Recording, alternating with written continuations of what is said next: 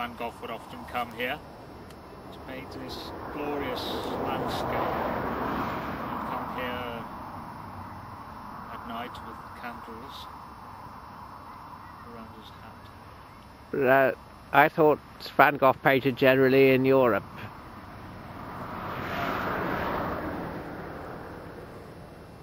You would think, wouldn't you, even though he spent his last years in Arles, he actually came to Stafford to paint this field. This field here? This field, renowned site. Cézanne also would come here. Well, surely not Cézanne as well. Cézanne often came here, yes. In fact, in his childhood he would run through the field with Emile Zola. And what about this tree? Would Cézanne have climbed that tree? Cézanne often climbed that tree.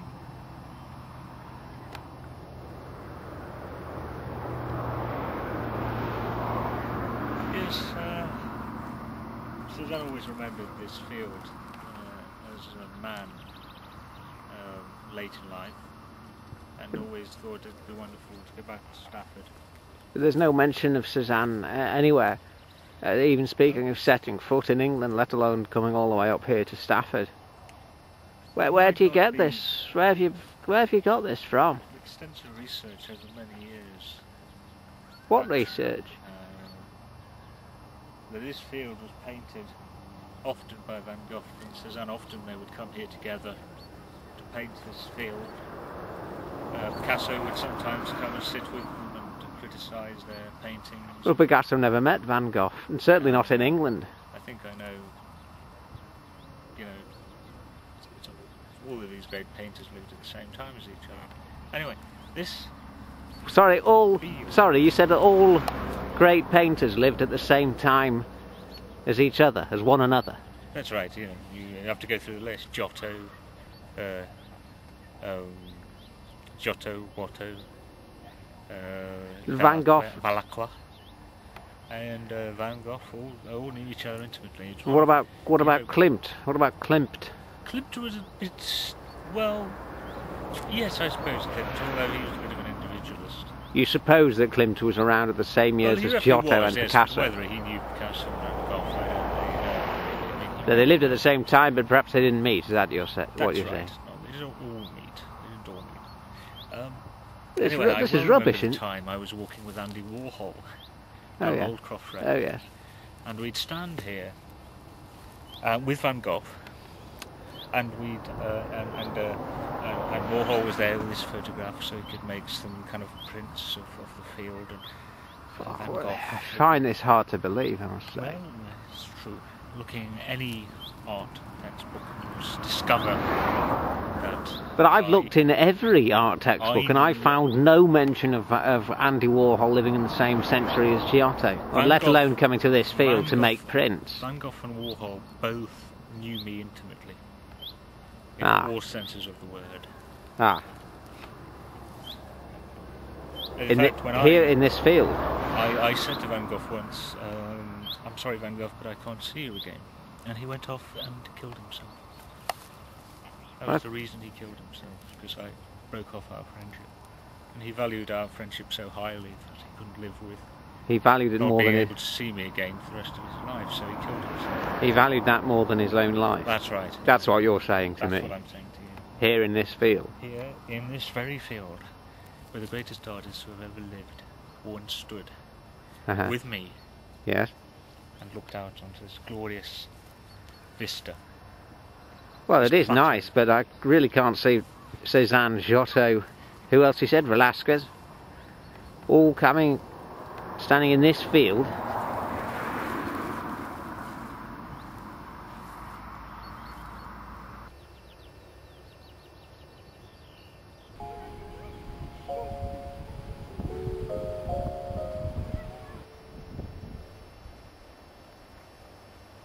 Now, one of the most terrible things about these children, totally unsupervised, who come here is that they, you know, disrupt and the fields around here. It's absolutely appalling.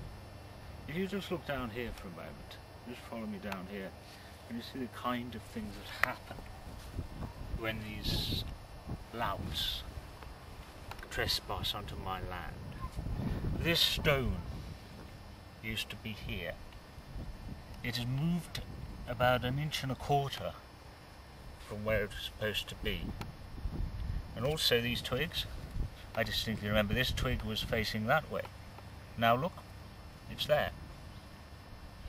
And this is the kind of thing that landowners, you know, people think that we're being too sensitive about things, but no. You know, there's a place for things in the countryside, and these children, often from run-down slum estates. Yeah, sorry, could you just show us the stone again? Yes, this stone here.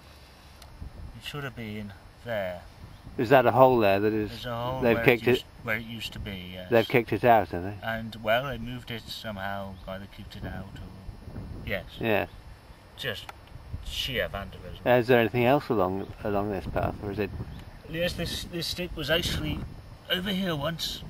I often used to see that, me and my wife, as we walked past. Let me just come over and get a good shot of that. There is where it used to be, but it was moved to here. There it is now. When was that? How long had it been in this? It's been there for centuries, as long as my family have lived on this land. Yeah. It's the same with every single blade of grass that you see around you. It has its place. Every stone has been there since time immemorial. And now you have these children rioting across the countryside, and it's just not on. I'm going to write a very strong letter to David Cameron about this to see what he can do. Do you have any hopes? Frankly, I think we've gone soft in this country. Yes. We've gone absolutely soft. There should be a hanging offence in my book. What's that for? Moving Willful damage? Stones and twigs from the fields of England. Oh, it's a stone such as this here that you're Stones talking such as that. You know, like, imagine the outcry if one of Stonehenge stones has moved out of its way, you know. But don't you think that's going a bit far, perhaps? Hanging? A stone is a stone. And I suppose the position of that stone is... It was there, it was nature decreed that stone should be in its proper place there. Yes, but this path is actually man-made, isn't it? So it's not really nature's work, this path that we're looking at here. It was there before mankind came around. It was here, God put it here, it says in the Bible. It says in the Bible this actual track was here before man was it, before he even created the world. He put tracks here. You know? And is there anything else around here that's suffered damage? On that tree there. Which one? This tree. This tree there. Oh yes, it's a beauty, isn't it? Yes. I counted every single leaf on that tree. Yes. And I counted them again. Yeah. There were 3 missing. 3 leaves missing from that tree. 3 leaves. And is that an example of that? Children had been running across here, jumped up and snatched it. They snatched off 3 leaves, huh? 3 leaves. It's shocking. Yeah. I've counted every single blade of grass in this field. 578 million. This is the kind of thing I'm talking about. That man is trespassing on my land. There he is with his dog fouling the environment. And there he is, brazen as you like. You know, not a care in the world. No thought of the damage, the irreparable damage he is doing to the countryside, to my field. I suppose he's kicking up a lot of stones there on that path. Yes, indeed, yes. I'll make a close inspection of that. Not to mention